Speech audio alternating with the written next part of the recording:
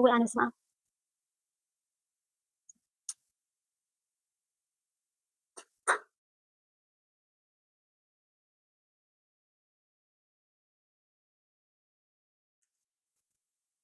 كل جزء الكومنت خبوا بخلهم بونت ندعي بطعمي مالسي أنا كمان يوتيوب كجمر كل جزء يبلغكمي كم زي سرحنا زياد هيربر نهاتي زسر حلو نبزح عمتات زسر حلو زنبركو نهاتي موياي زبلو زفوتو مالتي نهاتي زيزنعه كل جزء إزقاب هير أملاخ نحن تسقال لنا نديو ذهبنا مالتي إذا حجي بقى أنا هند بتاوي نايز جابي هيري مالتي بزحات حوات بزحات الدتات بزحات أبوتات بونت بزحات حوات جابي هير أملاخ ذهبني بونت زي تبكي كلهم عتي نهدا يكون الصراحة جابي هيري بزخانة كبرات حواتي بقول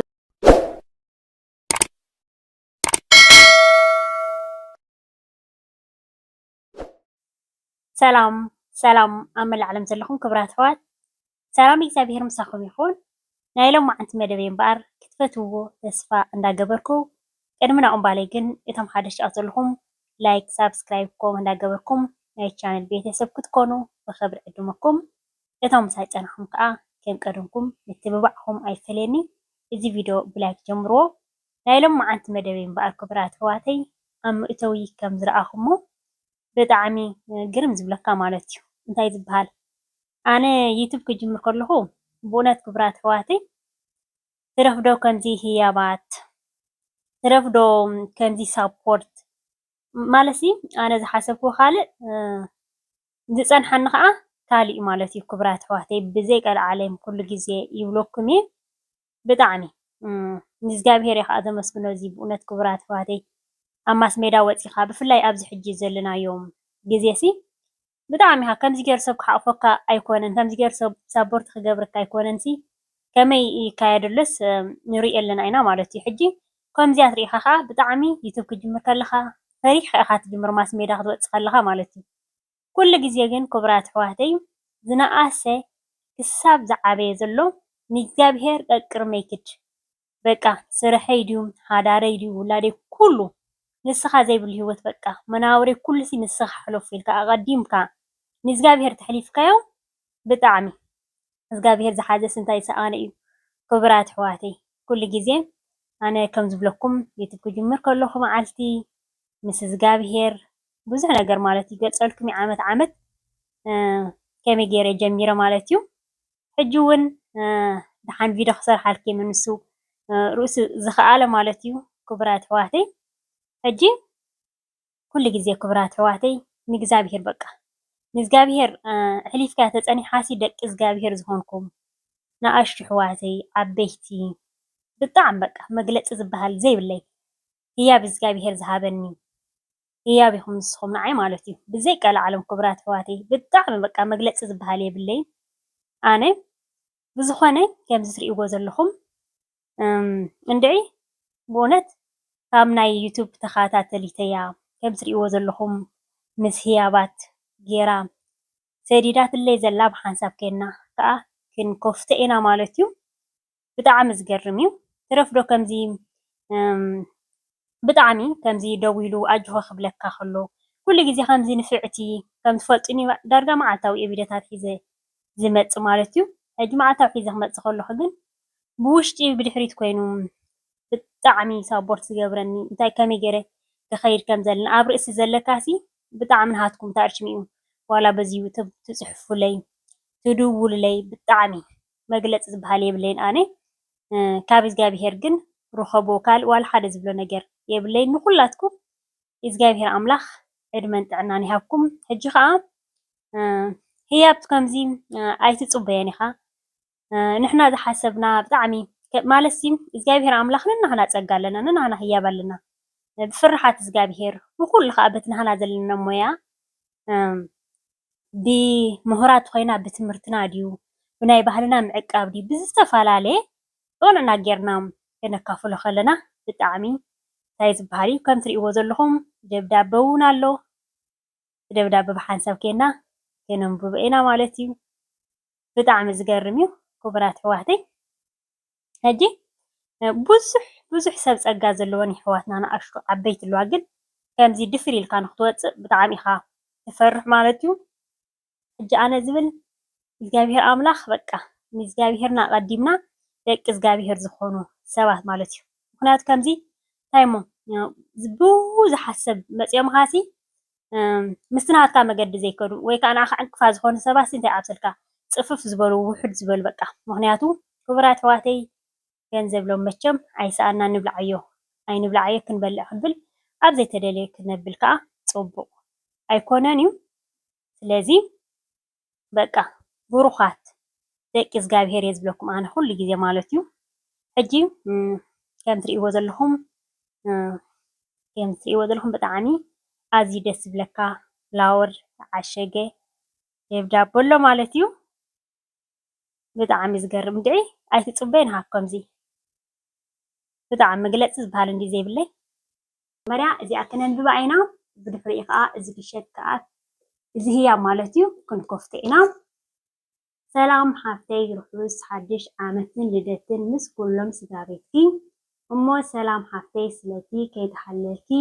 ኣብዚ ሜዳ ትገብርዮ ዘለኺ ንጥፈታትኪ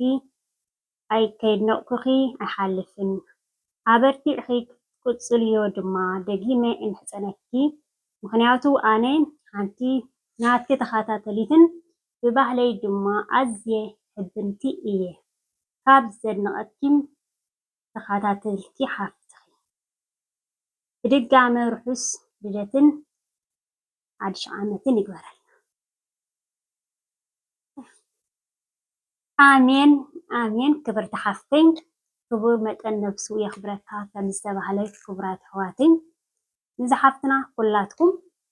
ኩሉ ግዜ ሰናይ ክትዘርኢ ከለካ እግዚኣብሔር ከዓ ዕፅፍን ድርብን ገይሩ ዝህበካ እሞ ንዓኻ ከዓ እግዚኣብሔር ኣምላኽ እቲ ዘውፃኽዮ እቲ ዝለገስክለይ ኩሉ በቃ ኣእምሮኺ ናይ ሰላም ናይ ቅሳነት ከፊቱ እግዚኣብሔር ኣምላኽ ክብርቲ ሓፍተይ እግዚኣብሔር ኣምላኽ ብደስታ ብቅሳነት የንብረለይ። ውዕለቲ ካብ ናይ ደቂ ሰባት ዘይኮነ ካብ እግዚኣብሔር ረኸብዮ ኩላትኩም ተኸታተልቲ ከዓ ነዚ ሓፍትና እመርቕ ኣብልዋ ኣብ ስደት ከለኺ ናይ ሓጎስ ንብዓት እምበር ናይ ሓዘን ንብዓት የንብረኺ ብደስታ ብሓጎስ የንብር እግዚኣብሔር ኣምላኽ። ክቡራት ኣሕዋተይ ብጣዕሚ ዝገርም እዩ። ከምዚ ኣይትፅበዮን ኢኻ ግን እግዚኣብሔር ኣምላኽ ብቅሳነትን ብሰላምን የንብረካ ክፉእ ዘበለ እየሓልዋ። እዚ ከዓ ሕጂ ክንከፍቶ ኢና የመይ ምዃኑ ማለት እዩ። እኒኣኻ ጌርና ክንከፍተን ኢና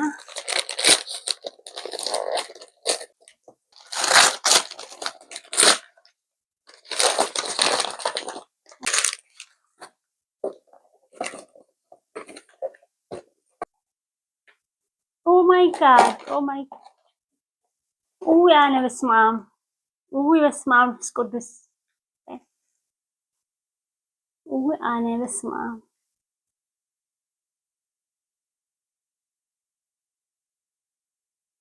ብእውነት ክቡራት ኣሕዋተይ መግለፂ ዝበሃል የብለይን።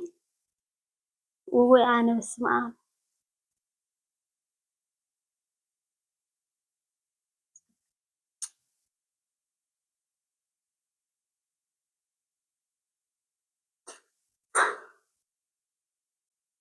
ከምዚ ትሪእዎ ዘለኹም ክቡራት ኣሕዋተይ ሰላም ቲቪ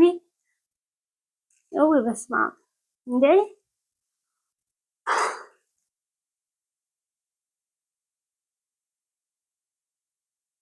እግዚአብሔር በእውነት እንድዒ ናይ ሓጎስ በቃ ንብዓት የንብዕ ዕድመኹም ሙሉ በእውነት እግዚአብሔር ኣምላኽ ቡን እንዳገበርኩ ከለኹ ናተይ ከማን ኮይኑ ይስምዓኒ በእውነት እንድዒ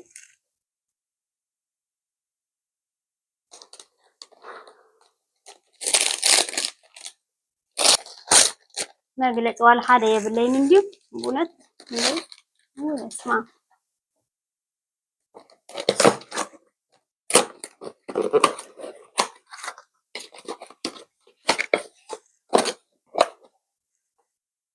ውይ ኣነ ራእይዎን በሉ ሰላም ቲቪ ዝብል ጌራ ብናተይ ስእሊ ብእውነት እንዴ በቃ ሰንቢድ ንብእውነት ተባል ሓደ ይከኣልኩን እግዚአብሔር አምላኽ ብእውነት ብሓጎስ ብደስታ የንብርኪ በቃ ውዕለትኪ ካብ እግዚአብሔር ረኸብዮ ናይ ደቂ ሰባት ዘይኮነስ ካብ እግዚአብሔር ረኸብዮ ኩሉ ግዜ ሰናይ ክትሓስብ ከለካ እግዚአብሔር አምላኽ ከዓ ሰናይ እዩ ዝገብረልካ እሞ በቃ ሰናይ እግዚአብሔር አምላኽ ኣብ ሓዳርኪ ኣብ ውላድኪ ኣብ ኩሉ ነገር በቃ ብእውነት እግዚአብሔር አምላኽ ኣብ ምእታውኪ ኣብ ምውፃእኪ ምስ ሓዳርኪ የንብር ክባል ሓደ ሕጂ ኣነ ዝብሎ ነገር የብለይን በቃ ኩሉ ነገር ተሓዋዊስኒ ዘሎ ክቡራት ኣሕዋተይ እግዚአብሔር አምላኽ ግን ዝዓብየት ዕድመን ጥዕናን እያ ዝወለድክዮም ብዕድመን ብጥዕናን ብፀጋን ሓዳርኪ ዝተባረኸ ይኹን ንዓኺ ከዓ ዕድመን ጥዕናን ይሃብኪ ኣብ ምውፃእኺ ኣብ ምእታውኪ እግዚአብሔር ምሳኺ ይኹን ወላዲት አምላኽ ምሳኺ ትኹን ብእውነት ብጣዕሚ ብጣዕሚ እየ ካብ ልበይ ዘመስግን ክብረት ይሃበለይ ብእውነት ንኩላትኩም እዚ ህያብ እዚ ናይ ዝሓፍትና ጥራይ ዘይኮነ ኩላትኩም ወርቃዊ ዝኾነ ግዜኹም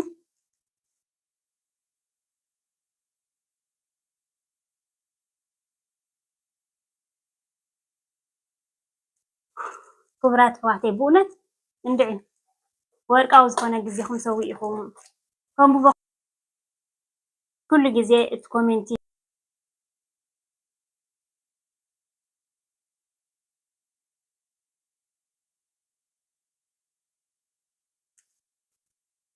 ኩሉ ግዜ ኮሜንት ከንብቦ ከለኹ ብእውነት እንድዒ ብጣዕሚ ማለሲ ኣነ ከማን ዩቱብ ክጅምር ከሎ ኩሉ ግዜ ይብለኩም እየ ከምዚ ስራሕ ናይ እግዚኣብሔር እምበር ናተይ ዝሰርሓሉ ንብዙሕ ዓመታት ዝሰርሓሉ ዝነበርኩ ናተይ ሞያይ ዝብሎ ዝፈትዎ ማለት እዩ ናተይ ዘፅናዕኹ ኩሉ ግዜ እግዚኣብሔር ኣምላኽ ነናህና ፀጋ ኣለና እንድዩ ዝሃበና ማለት እዩ እዚ ሕጂ በቃ ሃንደበታዊ ናይ እግዚኣብሔር ማለት እዩ ብዙሓት ኣሕዋት ብዙሓት ኣዴታት ብዙሓት ኣቦታት ብእውነት ብዙሓት ኣሕዋት እግዚኣብሔር ኣምላኽ ዝሃበኒ ብእውነት እዚ ዩቱብ ክጅምር ከለኹ መዓልቲ ናተይ ኣይኮነን ስራሕ እግዚኣብሔር እዩ ብዝኾነ ክቡራት ኣሕዋተይ ንኩላትኩም ዝብል ነገር የብለይን ኣነ ከምዚ ናይ ዝሓፍትና መፂኑ ዘሎ ህያብ ብዙሕ ህያባት እዩ ዝመፀኒ ብዙሕ ህያባት ብዙሕ ምክርታት ብገንዘብ በቃ ክትምኖ ዘይክእል ምክንያቱ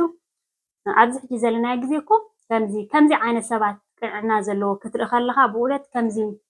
ኣሽሓት ከፊልካ ከማንሲ ብፍፅም ዘይርከብ ማለት እዩ ብፍፅም ኪነጭራሽ ብፍላይ ኣብዚ ሕጂ ዘለናዮ ግዜ ከምዚ ዓይነት ሰባት ክህበካ ከሎ እግዚኣብሔር ብጣዕሚ ንእግዚኣብሔር እየ ዘመስግኖ ኩላትኩም ካብ ዝዓበኹም ካብ ዝነኣስኩም ዓበይቲ ኣሕዋተይ ንኣሽቱ ኣሕዋተይ ወለደይ ብዙሓት ኢኹም ትከታተሉኒ ማለት እዩ ደው ኢልኩም ሳፖርት ትገብሩ ነጅ ክትብልኒ ዝተፈላለየ ህያባት ብዙሕ እዩ ዘሎ ብፍላይ ኣብ ናይ 2026 መፂን ዘሎ ከምዚ ብዙሕ ከማን ኣነ ቪድዮ ኣይሰርሕን እየ እምበር ብዙሕ ማለት እዩ ብዙሕ መገዲ እዩ ሳፖርት ትገብሩ ከምዚ ኣነ ንፍዕት ኮይነ ዝኸድ ኮይኑ ይስማዓኩም ንዓኹም ግን ናሃትኩም እዩ በቃ እቲ ናሃትኩም ንፍዓት ናሃትኩም ብእውነት ቃላት ዝበሃል የብለይን ንኩላትኩም እግዚኣብሔር ኣምላኽ ርሑስ ቅንያት ልደት ርሑስ ቅንያት ሓድሽ ዓመት ናይ ሰላም ናይ ቅሳነት ናይ ፍቅሪ ናይ ደስታ ይግበረልና ንዝሓፍትና ከዓ ምርቕ ኣብልዋ በቃ ክቡራት ኣሕዋተይ ከም እትሪእዎ ዘለኹም ሰላም ቲቪ